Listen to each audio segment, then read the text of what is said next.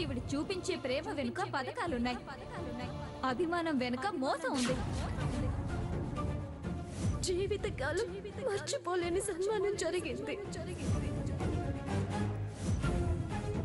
అవసరం తీరాక ఎంత గొప్ప బహుమతి ఇచ్చి పంపిస్తున్నారో. తనెంత హర్ట్ అయిందో, ఎలా ఫీల్ అవుతుందో. అందరి చేత అవమానాలు పడాల్సి వస్తుంది. నేను చేసిన సాయానికి కృతజ్ఞతగా అన్ని అవమానాలు మౌనంగా భరిస్తుంది.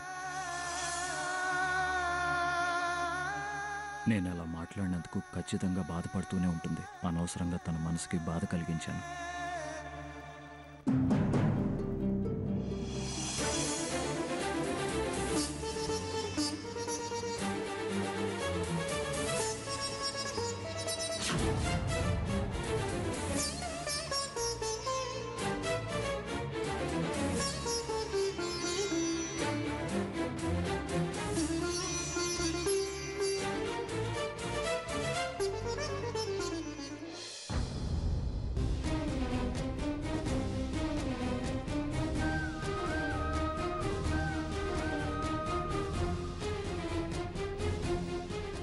ఏంటక్క ఇలా వచ్చావు?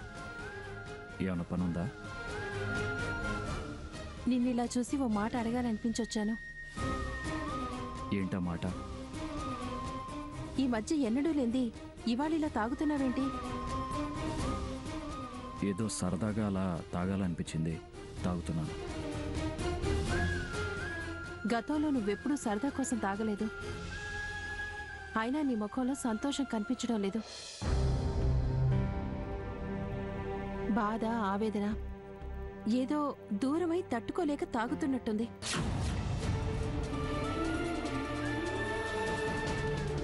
నాకేం బాధ? ఎవరు దూరం అయ్యారని బాధపడతాను? నీకు అలా ఎందుకు అనిపించింది? నేను ఇంటికి కాపురానికి వచ్చిన దగ్గర నుంచి నిన్ను చూస్తూనే ఉన్నాను. లేదు కాదు అనగానే నమ్మేయగలనా? నువ్వేదో దాస్తున్నావని అది నీ మాటల్లో తడబాటే చెప్తుంది.